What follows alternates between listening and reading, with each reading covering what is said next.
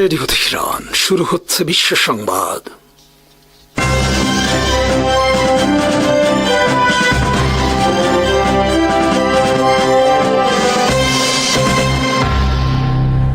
শুরুতেই সংবাদ শিরোনাম। আসসালামু আলাইকুম। বাংলাদেশ সীমান্তে আরও সেনা মোতায়েন ভারতের। ডোনবাস থেকে সেনা সরাতে রাজি হয়েছে ইউক্রেন প্রেসিডেন্ট জেলেনস্কি। চীনের সামরিক উত্থানকে যুক্তরাষ্ট্রের নিরাপত্তার জন্য সরাসরি হুমকি আখ্যায়িত পেন্টাগনের প্রতিবেদনে। ইসরায়েলকে দেয়া বিপুল সামরিক সহায়তার কোনো রেকর্ডই নেই পেন্টাগনের কাছে।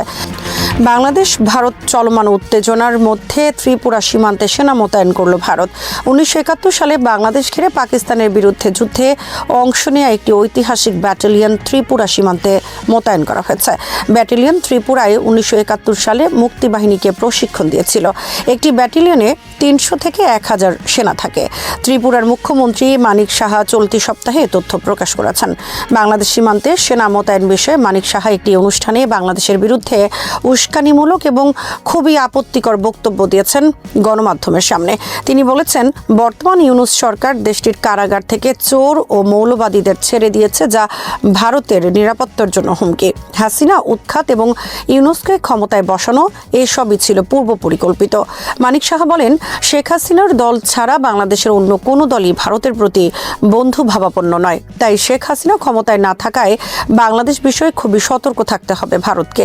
বাংলাদেশের ক্ষমতা থেকে ভারতের সেবাদাসী শেখ হাসিনা উৎখাতের পর ভারত বাংলাদেশ ও তাদের 7 সিস্টার্স নিয়ে তীব্র নিরাপত্তা সংকটে পড়ে। এর অংশ হিসেবে তারা ইতোমধ্যে বাংলাদেশের উত্তরাঞ্চলের সীমান্ত ঘেঁষে 3টি গ্যারিসন স্থাপন করেছে এবং এসব গ্যারিসনের ভারী অস্ত্র জড়ো করেছে। তাছাড়া ব্যাপকভাবে বৃদ্ধি করেছে শিলিগুড়ি করিডোরের নিরাপত্তাও। গত সপ্তাহে ভারতের 3 জন জেনারেল পরিদর্শন করেছেন আসাম সহ বিভিন্ন সীমান্তে ভারতের সেনা ও সীমান্তরক্ষী বাহিনীর কার্যক্রম। হাসিনা ক্ষমতায় থাকা অবস্থায় বাংলাদেশ সীমান্ত এবং 7 সিস্টার্সের নিরাপত্তা নিয়ে ভারতের কোনো দুশ্চিন্তা ছিল না। সীমান্তে তাদের ছিল না কোনো অতিরিক্ত ব্যয়। কিন্তু এখন ভারতকে বাংলাদেশ সীমান্ত ঘিরে সামরিক ব্যয় বৃদ্ধি করতে হচ্ছে। বাংলাদেশ, চীন, পাকিস্তান ও তুরস্ক থেকে আধুনিক সমরাস্ত্রের চালান পেলে ভারতের এই সামরিক ব্যয় আরও কয়েক গুণ বেড়ে যাবে। এদিকে গত মঙ্গলবার থেকে ভারতের আসামে নতুন করে ছড়িয়ে পড়েছে সাম্প্রদায়িক দাঙ্গা। এতে নিহত হয়েছে কমপক্ষে 2 জন, আহত হয়েছে অর্ধ শতাধিক। আসামের গুয়াহাটি থেকে 190 কিলোমিটার দক্ষিণ পূর্ব খেরনি জেলায় এ সংঘাতের জন্ম। স্থানীয় কার্বি উপজাতিদের জন্য সরকারিভাবে বরাদ্দকৃত জমি থেকে উপজাতীয়দের উৎখাতের দাবিতে আন্দোলন শুরু করে উপজাতীয়রা। এরপর শুরু হয় উপজাতি ও উপজাতিদের মধ্যে সংঘর্ষ। এই সংঘর্ষে স্থানীয়রা সংঘাতে জড়ায় পুলিশের সাথে। সংঘর্ষের সময় লুটপাট ও হামলা চলে স্থানীয় বাজারে। এতে আহত হয়েছে 30 জনের ওপর পুলিশ সদস্য। যুক্তরাষ্ট্রের প্রেসিডেন্ট ডোনাল্ড ট্রাম্পের 28 দফার বিপরীতে 20 দফার একটি শান্তি প্রস্তাব হাজির করেছেন ইউক্রেন প্রেসিডেন্ট ভলোদিমির জেলেনস্কি। এই শান্তি প্রস্তাবে বলা হয়েছে, ডোনবাস রাজ্যের যে অঞ্চল বর্তমানে ইউক্রেনের দখলে রয়েছে সেখান থেকে তারা সেনা সরিয়ে আনবে। তবে তাদের ছেড়ে দেয়া এলাকাটি হবে একটি বেসামরিক জোন এবং সেটি থাকবে ইউক্রেন প্রশাসন ও পুলিশের অধীনে। প্রস্তাবে বলা হয়েছে, ডোনবাস রাজ্যের যতটুকু এলাকা থেকে ইউক্রেন সেনা প্রত্যাহার করবে, সমপরিমাণ এলাকা রাশিয়াকেও ছেড়ে দিতে হবে বেসামরিক জোন প্রতিষ্ঠার জন্য। শান্তি স্থাপনের পর রাশিয়া যদি পুনরায় ইউক্রেনে আক্রমণ করে, তাহলে যুক্তরাষ্ট্র, ন্যাটো এবং ইউরোপীয় ইউনিয়ন ইউক্রেনের পক্ষে যুদ্ধ করবে রাশিয়ার বিরুদ্ধে। এছাড়া শান্তিকালীন সময়ে ইউক্রেনের সেনা সংখ্যা হবে 8 লাখ। প্রায় 1 মাস আগে ট্রাম্পের 28 দফায় বলা হয়েছিল, ডোনবাস রাজ্যের যে এলাকা বর্তমানে ইউক্রেনের অধীনে আছে তা রাশিয়ার কাছে ছেড়ে দিতে হবে। বিনিময়ে রাশিয়া তাদের দখলে থাকা কিছু এলাকা ছেড়ে দেবে ইউক্রেনের কাছে। কিন্তু ইউক্রেন তাতে রাজি হয়নি। এরপর এ নিয়ে যুক্তরাষ্ট্র, রাশিয়া ও ইউক্রেনের মধ্যে ফ্লোরিডার মিয়ামি, জার্মানির বার্লিন ও মস্কোয় টানা আলোচনা চলে। শেষ পর্যন্ত বুধবার জেলেনস্কি 20 দফা হাজির করলেন। পশ্চিমা গণমাধ্যমের খবরে বলা হয়েছে, জেলেনস্কির 20 দফা ট্রাম্পের 28 দফারই সংশোধিত প্রস্তাব এবং এতে সম্মতি রয়েছে যুক্তরাষ্ট্রের। এখন রাশিয়া যদি এতে রাজি হয়, তাহলে বন্ধ হবে ইউক্রেন যুদ্ধ। তবে 1 সপ্তাহ আগে রাশিয়ার প্রেসিডেন্ট ভ্লাদিমির পুতিন বলেছেন, তিনি কোনো অবস্থাতেই পুরো ডোনবাস দখল অভিযান থেকে পিছু হটবেন না। ইউক্রেন যদি পুরো ডোনবাস রাজ্য ছেড়ে না দেয় তাহলে তিনি এটা যুদ্ধের মাধ্যমেই দখলে নেবেন। ট্রাম্পের 28 দফার রাশিয়া ও ইউক্রেনের মধ্যে মূল বিরোধ ছিল ডোনবাস নিয়ে। সংশোধিত 20 দফা ইউক্রেন ডোনবাস বিষয়ে কিছুটা ছাড় দিয়েছে, কিন্তু তারপরও এতে পুতিন রাজি হবেন না বলেই মনে করেন পশ্চিমা অনেক বিশ্লেষক। তাছাড়া আগের 28 দফায় রাশিয়ার ভবিষ্যৎ আগ্রাসন থেকে ইউক্রেনকে রক্ষার দায়িত্ব পুরোপুরি অর্পণ করা হয় যুক্তরাষ্ট্রের ওপর, কিন্তু সংশোধিত 20 দফায় যুক্তরাষ্ট্রের সাথে ন্যাটো এবং ইউরোপকে রাখা হয়েছে। এটা ইউক্রেনকে পরোক্ষভাবে ন্যাটোর অধীনে আনা হয়েছে, যা রাশিয়া মেনে নেবে না। তাছাড়া মস্কো বারবার বলে আসছে ইউক্রেন বিষয়ে ইউরোপ এবং ন্যাটোর কোনো হস্তক্ষেপ মানবে না ক্রেমলিন। সামরিক ক্ষেত্রে চীনের সাম্প্রতিক অগ্রগতি যুক্তরাষ্ট্রের নিরাপত্তার জন্য সরাসরি হুমকি হিসেবে আখ্যায়িত করা হয়েছে পেন্টাগনের সর্বশেষ প্রতিবেদনে। মঙ্গলবার যুক্তরাষ্ট্রের প্রতিরক্ষা মন্ত্রণালয় প্রকাশ করেছে সর্বশেষ এই প্রতিবেদন। এতে বলা হয়েছে, পারমাণবিক বোমার মজুদ এবং নৌ ক্ষেত্রে চীনের অগ্রগতি যুক্তরাষ্ট্রের জন্য উদ্বেগজনক। 2035 সালের মধ্যে চীন নতুন 6টি বিমানবাহী রণতরীর অধিকারী হবে। এর ফলে তাদের মোট বিমানবাহী রণতরীর সংখ্যা হবে 9টি, যেখানে যুক্তরাষ্ট্রের বিমানবাহী রণতরীর সংখ্যা বর্তমানে 11টি এবং এ সংখ্যা সহসা বৃদ্ধি পাবে না। যুক্তরাষ্ট্রের প্রতিরক্ষা মন্ত্রণালয়ের রিপোর্টে বলা হয়েছে, চীনের কাছে বর্তমানে 600-এর নিচে পারমাণবিক বোমা মজুদ রয়েছে। 2030 সালের মধ্যে এ সংখ্যা ছাড়িয়ে যাবে 1000। 2049 সালে চীনা কমিউনিস্ট বিপ্লবের 100 বছর পূর্ণ হবে।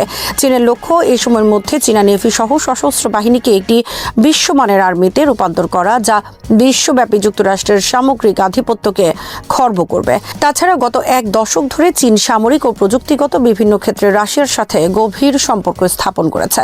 ফলে উভয় দেশ একে অপরের মাধ্যমে সামরিক ও প্রযুক্তিগত ক্ষেত্রে সহায়তা পাচ্ছে। চীন ও রাশিয়ার গভীর বন্ধুত্ব যুক্তরাষ্ট্রের জন্য আরেকটি বড় হুমকি হিসেবে আখ্যায়িত করা হয়েছে প্রতিরক্ষা মন্ত্রণালয়ের প্রতিবেদনে। বস্তুত সামরিক, প্রযুক্তিগত, অর্থনীতি সহ বিভিন্ন ক্ষেত্রে চীন ও রাশিয়ার যৌথ পথ চলা নিয়ে অনেক আগে থেকেই যুক্তরাষ্ট্র গভীরভাবে উদ্বিগ্ন ছিল। এটাকে যুক্তরাষ্ট্র বিশ্বব্যাপী তাদের আধিপত্যের ক্ষেত্রে বড় ধরনের হুমকি হিসেবে বিবেচনা করেছে। সে কারণে তারা পরিকল্পনা করে ইউক্রেন যুদ্ধের মাধ্যমে প্রথমে রাশিয়াকে ধ্বংস করার। দীর্ঘ ইউক্রেন যুদ্ধে রাশিয়ার সামরিক ও অর্থনৈতিক দিক দিয়ে অনেক বড় মাত্রায় ক্ষতি হয়েছে। তবে রাশিয়াকে পথে বসানোর যে পরিকল্পনা যুক্তরাষ্ট্রের ছিল তা বাস্তবায়িত হয়নি। বর্তমানে ইউক্রেনের 10 ভাগের 1 ভাগ রাশিয়ার দখলে। দখলীকৃত এসব এলাকা রয়েছে অনেক মূল্যবান খনিজ সম্পদ। এর মাধ্যমে রাশিয়া তার ক্ষতি কিছুটা কাটিয়ে উঠতে সক্ষম হবে। 2023 সালের অক্টোবর থেকে হামাস ইসরায়েল যুদ্ধে ইসরায়েলকে $multi-billion মূল্যের অস্ত্র সহায়তা দিয়েছে যুক্তরাষ্ট্র। এর মধ্যে বিনামূল্যে ইসরায়েলকে দেয়া $13 বিলিয়ন অস্ত্রের মধ্যে অধিকাংশ ক্ষেত্রেই কোনো রেকর্ড নেই পেন্টাগনের কাছে। পেন্টাগনের সর্বশেষ এক প্রতিবেদনে তুলে ধরা হয়েছে এ তথ্য। বুধবার যুক্তরাষ্ট্রের ডিফেন্স নিউজ প্রকাশ করেছে এই খবর। প্রকাশিত বিভিন্ন তথ্য অনুসারে হামাসের বিরুদ্ধে যুদ্ধে 2023 সালের অক্টোবর থেকে যুক্তরাষ্ট্র ইসরায়েলকে $21 বিলিয়ন অস্ত্র ও সামরিক খাতের নগদ সহায়তা প্রদান করেছে। এছাড়া ইসরায়েলের কাছে বিক্রি করেছে বিপুল পরিমাণ অস্ত্র। তবে বিশ্লেষকদের মতে হামাসের বিরুদ্ধে ইসরায়েলকে দেয়া যুক্তরাষ্ট্রের সামরিক সহায়তার পরিমাণ এর কয়েক গুণ বেশি, কারণ তারা অনেক সহায়তা দিয়েছে গোপনে। এছাড়া ইসরায়েলের হয়ে ইয়েমেনের বিরুদ্ধে যুদ্ধে যুক্তরাষ্ট্রের খরচ হয়েছে $12 বিলিয়ন বেশি। একইভাবে যুক্তরাষ্ট্রের কয়েক বিলিয়ন ডলার খরচ হয়েছে ইরানের বিরুদ্ধে যুদ্ধে। বিশ্ব রাজনীতি ও আন্তর্জাতিক নিরাপত্তা ব্যবস্থা বর্তমানে এমন এক পর্যায়ে দাঁড়িয়ে আছে যেখানে ধীরে ধীরে জমে ওঠা শক্তির ভারসাম্যহীনতা, পারমাণবিক অস্ত্রের আধুনিকায়ন এবং কূটনৈতিক আস্থার অভাব একসঙ্গে মিলিত হয়ে নতুন ধরনের ঝুঁকি তৈরি করছে।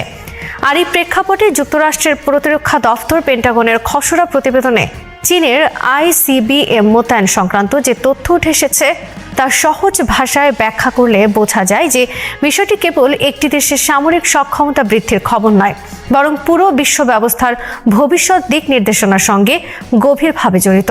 পেন্টাগনের দাবি অনুযায়ী চীন তার উত্তরাঞ্চলে, বিশেষ করে মঙ্গোলিয়া সীমান্তের কাছে নতুন করে নির্মিত ক্ষেপণাস্ত্র সাইলো এলাকায় 100টিরও বেশি আন্তঃমহাদেশীয় ব্যালিস্টিক ক্ষেপণাস্ত্র বা ICBM বসিয়েছে, যেগুলোর বড় একটি অংশ DF-31 শ্রেণীর কঠিন জ্বালানি চালিত ক্ষেপণাস্ত্র। এই ক্ষেপণাস্ত্রগুলো এমনভাবে ডিজাইন করা যে খুব অল্প সময়ের মধ্যে উৎক্ষেপণ করা যায়, দূরপাল্লায় আঘাত হানতে সক্ষম এবং সাইলোতে থাকার কারণে শত্রুপক্ষের জন্য এগুলো আগেভাগে ধ্বংস করা কঠিন।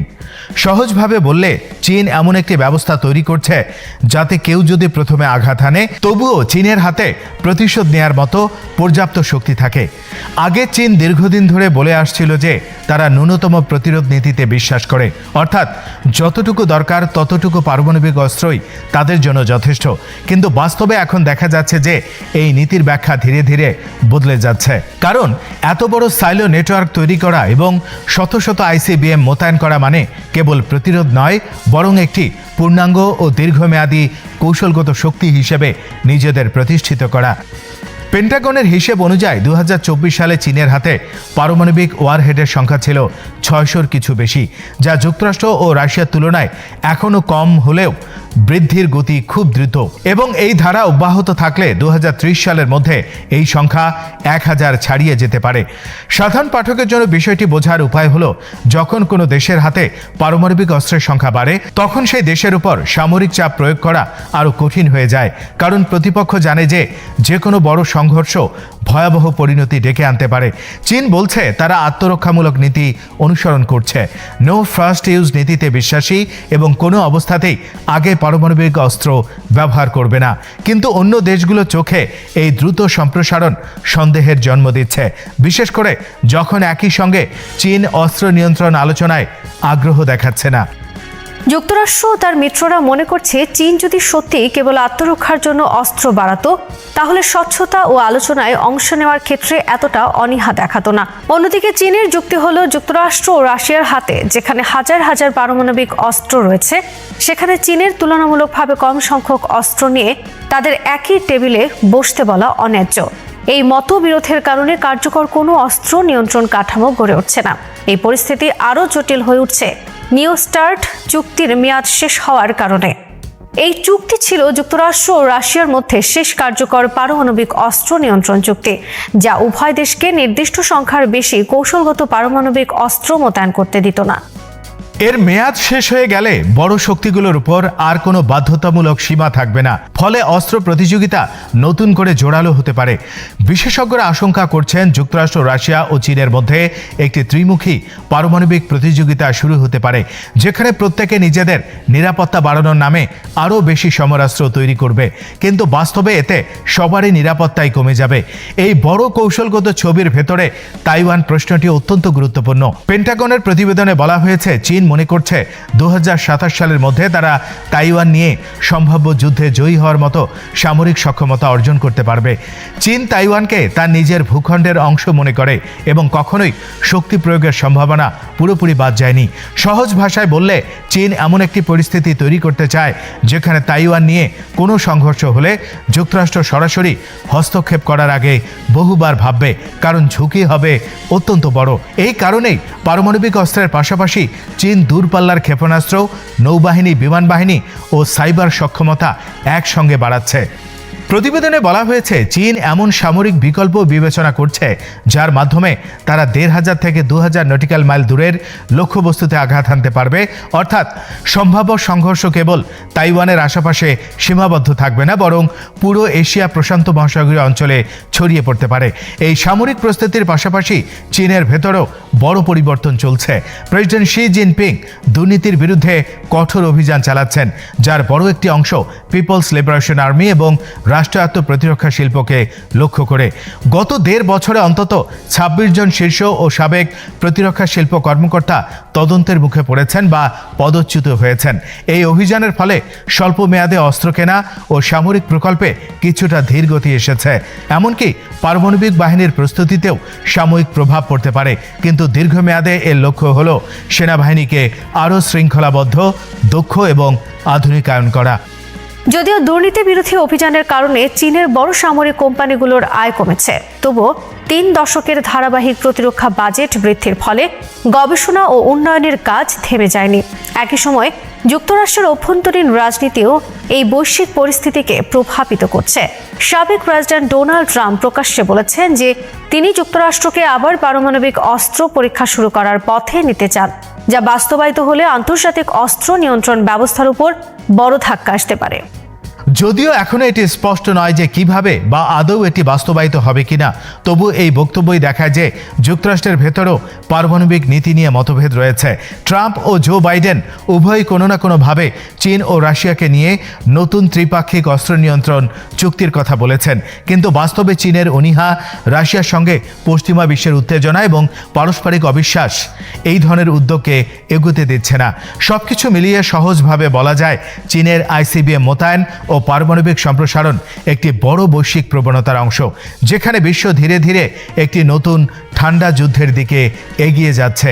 তবে এটি আগের মতো দুই পক্ষের মধ্যে সীমাবদ্ধ নয়, বরং একাধিক শক্তির মধ্যে ছড়িয়ে পড়া, প্রযুক্তি নির্ভর এবং অনেক বেশি অনিশ্চিত। এই পরিস্থিতিতে সবচেয়ে বড় ঝুঁকি হলো কূটনীতির অভাব এবং অস্ত্রের উপর অতিরিক্ত নির্ভরতা।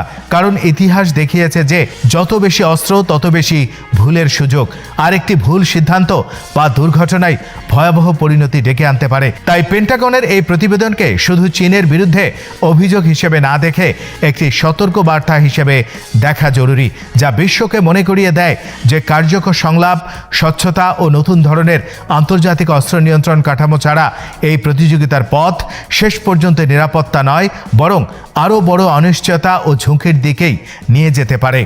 বিদ্রোহ মানে ক্ষমতার চোখে চোখ রেখে সত্য বলা। এই বিদ্রোহী বাস্তবতার মাঝেই আজ গাজাকে ঘিরে নতুন এক কূটনৈতিক নাটক শুরু হয়েছে, আর সেই নাটকের এক গুরুত্বপূর্ণ মঞ্চ তুরস্ক। গাজা যুদ্ধবিরতি, কাগজে শান্তি, বাস্তবে সংঘর্ষ।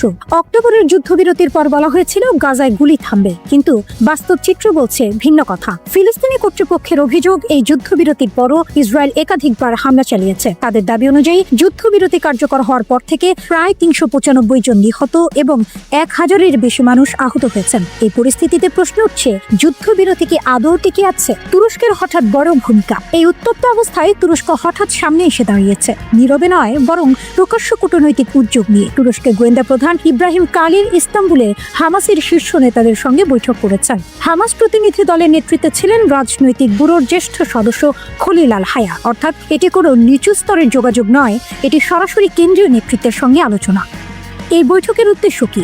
তুরস্ক ও হামাসের আলোচনার মূল বিষয় ছিল তিনটি। ১. গাজার যুদ্ধবিরতি বাস্তবে কিভাবে কার্যকর হচ্ছে। ২. কোন কোন জায়গায় যুদ্ধবিরতি ভাঙছে এবং সেই দায় কার। ৩. যুদ্ধবিরতির দ্বিতীয় ধাপে কিভাবে যাওয়া যায়। হামাস তুরস্ককে জানিয়েছে তারা যুদ্ধবিরতির শর্ত মানছে। তাদের অভিযোগ, ইসরায়েলি ধারাবাহিকভাবে হামলা ও অভিযানের মাধ্যমে এই চুক্তি ভাঙছে। তুরস্ককে গ্যারান্টর হতে চায়। এই আলোচনায় একটি গুরুত্বপূর্ণ বিষয় উঠে এসেছে, তুরস্ক কি গাজা যুদ্ধবিরতির গ্যারান্টর রাষ্ট্র হতে চায়? অর্থাৎ যুদ্ধবিরতি মানা হচ্ছে কিনা তা তদারকি, আন্তর্জাতিক পর্যবেক্ষক আনার চেষ্টা, কূটনৈতিক চাপেরই এই সবকিছুর মধ্যস্থতাকারী হিসেবে তুরস্ক নিজেকে দেখতে চাইছে। এটা হলে মধ্যপ্রাচ্যের রাজনীতিতে তুরস্কের ভূমিকা অনেক বড় হয়ে যাবে। যুক্তরাষ্ট্রের পরিকল্পনা আর বাস্তবতার ফাঁক। একদিকে যুক্তরাষ্ট্র ভিন্ন এক ছবি আঁকছে। ওয়াল স্ট্রিট জার্নালের প্রতিবেদনে বলা হয়েছে, জ্যারেড কুশনার ও এক মার্কিন ডেভেলপার গাজার জন্য $112 বিলিয়ন একটি উন্নয়ন পরিকল্পনা বানিয়েছে। তাদের স্বপ্ন 20 বছরে গাজাকে একটি আধুনিক বিলাসবহুল উপকূলীয় শহরে রূপান্তর করা। কিন্তু প্রশ্ন হলো, যেখানে প্রতিদিন হামলা হচ্ছে সেখানে এই স্বপ্ন কতটা বাস্তব? তুরস্কের কড়া ভাষা, ইসরায়েলের উপর চাপ। তুরস্কের পররাষ্ট্রমন্ত্রী যুক্তরাষ্ট্র, কাতার ও মিশরের সঙ্গে বৈঠকে ইসরায়েলের সামরিক অভিযানের তীব্র সমালোচনা করেছেন। তিনি স্পষ্ট করে বলেছেন, যুদ্ধবিরতি ভাঙতে থাকলে ট্রাম্প প্রশাসনের শান্তি পরিকল্পনাও ভেস্তে যাবে। তার সতর্কতা, এই সহিংসতা শুধু যুদ্ধবিরতি নয়, পুরো রাজনৈতিক সমাধানের পথ ধ্বংস করে দেবে। দ্বিতীয় ধাপের পথে কি বাধা? তুরস্ক ও হামাস আলোচনা করেছে আরো গভীর শান্তি কিভাবে আনা যায়, মানবিক সহায়তা কিভাবে বাড়ানো যায়, গাজায় দৈনন্দিন জীবন কিভাবে স্থিতিশীল করা যায়। তারা একমত হয়েছে, ফিলিস্তিনি অভ্যন্তরীণ ঐক্য ছাড়া কোনো দীর্ঘমেয়াদী সমাধান সম্ভব নয়। চূড়ান্ত লক্ষ্য একটাই, স্বাধীন ফিলিস্তিনি রাষ্ট্র। তুরস্কের এই উদ্যোগ ইসরায়েল, যুক্তরাষ্ট্র সবার জন্যই একটি বার্তা। চীন ইরান সামরিক বন্ধুত্ব, মার্কিন অভিযানে ফাঁস, চাঞ্চল্যকর সত্য। যে খবরটি সামনে এসেছে তা আকাশকুসুম নয়, এটি কল্পকাহিনী নয়, এটা বাস্তব এবং ভীষণ তাৎপর্যপূর্ণ। সামরিক ক্ষেত্রে চীন যে ইরানের অকৃত্রিম বন্ধু, এই সত্য এতদিন অনেকের কাছে ছিল অমাবস্যার চাঁদের মতো। দেখা যায় না, কিন্তু অনুভব করা যায়। এবার সেই সত্য প্রকাশ্যে। একটি ঘটনাতেই সব পরিষ্কার। ওয়াল স্ট্রিট জার্নালের এক বিস্ময় জাগানিয়া প্রতিবেদনে বলা হয়েছে, চীন থেকে সরাসরি ইরানের দিকে যাচ্ছিল একটি কার্গো জাহাজ। সেই জাহাজে ছিল অত্যাধুনিক সমরাস্ত্র তৈরির সরঞ্জাম, উপকরণ, যন্ত্রাংশ। অর্থাৎ ইরানের সামরিক শক্তির অক্ষয় ভাণ্ডার ভরাট করার রসদ। কিন্তু মাঝপথে ঘটে যায় নাটকীয় মোড়। ভারত মহাসাগরে মার্কিন বাহিনী অভিযান চালায়। এই অভিযান ছিল মার্কিন সেনাবাহিনীর স্পেশাল অপারেশন ফোর্সের। চুক্তি সালে নির্দিষ্ট লক্ষ্য নিয়ে তারা জাহাজে উঠে পড়ে, কয়েক ঘন্টা অবস্থান করে, তারপর যা ছিল সব ধ্বংস করে দেয়। মার্কিন কর্মকর্তাদের ভাষায় এই অভিযানের একটাই উদ্দেশ্য, ইরানের সামরিক অস্ত্রাগার পুনর্গঠন ঠেকানো, অর্থাৎ ইরান যেন আবার শক্ত হয়ে না দাঁড়াতে পারে। কিন্তু প্রশ্ন হলো, ইরান কি অন্ধকারে ঢিল মারা দেশ? না, ইরান অগাধ জলের মাছ, সুচতুর, অভিজ্ঞ। এই চালান ধ্বংস করা হয়েছে ঠিক, কিন্তু জ্ঞান ধ্বংস করা যায়নি। আর এখানেই ইরানের আসল শক্তি। ইরানের প্রযুক্তিগত জ্ঞান একদিনে তৈরি হয়নি, এটা বহু বছরের অগ্নি পরীক্ষার ফল। নিষেধাজ্ঞা, চাপ, হুমকি সব এসেছে, কিন্তু ইরান অথই জলে পড়ে দিশেহারা হয়নি। অকুল পাথার ভীষণ বিপদেও তারা কুল খুঁজে নিয়েছে। মার্কিন বাহিনী চালান ধ্বংসের পর জাহাজটিকে আবার এগিয়ে যাওয়ার নির্দেশ দেয়। পরে শ্রীলঙ্কার উপকূলে এসে তারা নিজেদের যুদ্ধ জাহাজে ফিরে যায়। এই ঘটনার বিষয়ে চীন কিংবা ইরান কেউই মন্তব্য করেনি। নীরবতা কি দুর্বলতা? না, অনেক সময় নীরবতাই সবচেয়ে শক্ত বার্তা। এটা প্রথম ঘটনা। বেশ কয়েক বছরের মধ্যে চীন থেকে ইরানে যাওয়া কোনো কার্গো জাহাজ আটকানো হলো। এর আগেও নভেম্বরে ইরানি কার্গোতে অভিযান চালায় যুক্তরাষ্ট্র। ভেনেজুয়েলার তেলের ট্যাঙ্কারও জব্দ করা হয়। এখানে একটি বিষয় পরিষ্কার, ইরান একা নয়। চীন, রাশিয়া, ভেনেজুয়েলা এই অক্ষশক্তি মার্কিন নিষেধাজ্ঞাকে অবৈধ বলে মনে করে। চীন শুরু থেকেই তেহরানের পাশে। শি জিনপিং সরকারের অবস্থান স্পষ্ট। ভেনেজুয়েলার ট্যাঙ্কার জব্দের ঘটনায় চীন কড়া নিন্দা জানিয়েছে। বর্তমানে সেই ট্যাঙ্কার টেক্সাস বন্দরে। কিন্তু জবাবে কি হয়েছে? ভেনেজুয়েলাকে চীন ও রাশিয়ার সমরাষ্ট্রে সজ্জিত করা হয়েছে। এটাই ভূ রাজনীতি। ইরান জানে ইসরায়েলের সঙ্গে যে কোনো সময় আবার যুদ্ধ শুরু হতে পারে। সেই বাস্তবতা অস্বীকার করার উপায় নেই। কিন্তু ইরান এগিয়ে চলে। চালান ধ্বংস করা যায়, কিন্তু একটি জাতির সংকল্প ধ্বংস করা যায় না। হিজবুল্লাহ একা? ভুল। যুদ্ধটা হিজবুল্লাহ না, এক ঘোষণা। কাঁপছে মধ্যপ্রাচ্য। ইরান বলল লড়াই চলবে। যুদ্ধের পেছনের আসল খেলোয়াড় দেখা যাচ্ছে না, কিন্তু সুতো এখানে। মধ্যপ্রাচ্য মানেই যেন এক রাবণের চিতা, চির অশান্তি। আর সেই আগুনে নতুন করে ঘি ঢালল ইরানের স্পষ্ট ঘোষণা। তেহরান জানিয়ে দিল ইসরায়েলের বিরুদ্ধে লড়াইয়ে হিজবুল্লাহকে তারা অক্ষরে অক্ষরে সমর্থন দিয়ে যাবে। কথাটা বললেন খোদ ইরানের সর্বোচ্চ নেতার জ্যেষ্ঠ উপদেষ্টা আলী আকবর ভেলাতি। ভাষা ছিল কেতাদুরস্ত, কিন্তু বার্তা ছিল আগুনের মতো। ইরানের চোখে হিজবুল্লাহ শুধু একটি সশস্ত্র গোষ্ঠী নয়, এটি প্রতিরোধ অক্ষ, এর পালের কাদা। এই অক্ষের ভেতর আছে হামাস, হুথি, একটি পূর্ণাঙ্গ নেটওয়ার্ক। বহু বছর ধরে ইরান এই নেটওয়ার্ক গড়ে তুলেছে নিখাত পরিকল্পনায়। দেখতে সাধারণ, তবে ভেতরে শক্ত। ভেলাতের ভাষায় হিজবুল্লাহ জায়নবাদের বিরুদ্ধে লড়াইয়ের অন্যতম স্তম্ভ। কথাটা শুনে অনেকের চক্ষু চড়ক গাছ, আবার কারো টনক নড়ে গেছে। গাজা যুদ্ধ শুরুর পর ইসরায়েল ও হিজবুল্লাহর মধ্যে টানাপোড়েন 1 বছরের বেশি সময় ধরে চলছে। যুক্তরাষ্ট্র ও ইসরায়েল লেবাননের ওপর চাপ বাড়াচ্ছে, হিজবুল্লাহকে নিরস্ত্র করতে হবে। কিন্তু এখানে শুরু সাক্ষীর করাপ। একদিকে আন্তর্জাতিক চাপ, অন্যদিকে ইরানের ছায়া। হিজবুল্লাহ সাম্প্রতিক সংঘাতে দুর্বল হয়েছে, একথা অস্বীকার করার উপায় নেই। সিরিয়ায় বাশার আল আসাদের পতনে ইরানের সঙ্গে তাদের স্থলপথ নড়বড়ে। অনেকে ভেবেছিল এবার বুঝে হিজবুল্লাহ ঘাটের মরা, কিন্তু এখানেই ইরানের কৌশল। তারা জানে সময়ই আসল অস্ত্র। ক্ষণিকের ধাক্কা পদ্মপাতায় জল হতে পারে, কিন্তু দীর্ঘ লড়াইয়ে ইরান কই মাছের প্রাণ নিয়ে টিকে থাকে। ভেলাতের এক মন্তব্য লেবাননে আগুন ধরিয়ে দেয়। তিনি বলেন লেবাননের জন্য হিজবুল্লাহ রুটির চেয়েও জরুরি। এতে ক্ষুব্ধ হন লেবাননের পররাষ্ট্রমন্ত্রী ইউসুফ রাজি। পাল্টা জবাবে তিনি বলেন রুটি পানির চেয়েও আমাদের সার্বভৌমত্ব বড়। এখানেই প্রকাশ্যে হাটে হাড়ি ভাঙা লেবাননের অভ্যন্তরীণ রাজনীতিতে ইরানের প্রভাবের প্রশ্ন। এরপর ইরান কূটনৈতিক চাল দেয়। পররাষ্ট্রমন্ত্রী আব্বাস আরাকচি বৈরুতকে আলোচনার আমন্ত্রণ জানান, কিন্তু লেবানন তা প্রত্যাখ্যান করে। ইউসুফ রাজি সরাসরি বলেন ইরানের ভূমিকা অত্যন্ত নেতিবাচক। তার বক্তব্যে ইরান যেন কংস মামা। ইউসুফ রাজি অভিযোগ করেন ইরান গা ঢাকা দেয়া খেলছে, কিন্তু সুতো তার হাতে। তবু প্রশ্ন একটাই, ইরান এতটা আত্মবিশ্বাস পায় কোথা থেকে? উত্তর সহজ, ইরান জানে এই অঞ্চল গড্ডলিকা প্রবাহে চলে না। সবাই অনুকরণ করলেও কৌশল বানায় হাতে গোনা কয়েকজন রুই কাতলা। তেহরান সেই দলে। নিষেধাজ্ঞা, চাপ, সমালোচনা সব সত্ত্বেও তারা নেটওয়ার্ক ধরে রেখেছে। এটা কোনো ডুমুরের ফুল নয়, বরং বাস্তব শক্তির জাল। ইসরায়েলের সঙ্গে এই অহিনকুল শত্রুতা নতুন নয়, কিন্তু ইরান সরাসরি যুদ্ধে না গিয়ে অন্যদের দিয়ে খেলায়, এটাই তাদের জিলাপির প্যাচ। কেউ বলে এটা ছলচাতুরি, কেউ বলে কৌশল। বাস্তবে এটা শক্তির ভিন্ন ভাষা। যেখানে অন্যরা উত্তেজনায় অগ্নিশর্মা, সেখানে ইরান ধীরে হাল ধরে। সব মিলিয়ে বলা যায় হিজবুল্লাহ একা নয়, ইরান স্পষ্ট করে দিল এই লড়াইয়ে তারা সাক্ষী গোপাল হয়ে থাকবে না। মধ্যপ্রাচ্যের এই খণ্ডপ্রলয়ের মধ্যে তেহরান আবারও দেখালো দৃশ্যমান না হয়েও তারা কতটা প্রভাবশালী। আর এই বাস্তবতা ইসরায়েলের জন্যই এক কঠিন মাথা ব্যথা। বিএনপির ভারপ্রাপ্ত চেয়ারম্যান তারেক রহমান দেশে ফেরার একদিন আগে জোটের প্রার্থীদের নাম ঘোষণা করা হয়।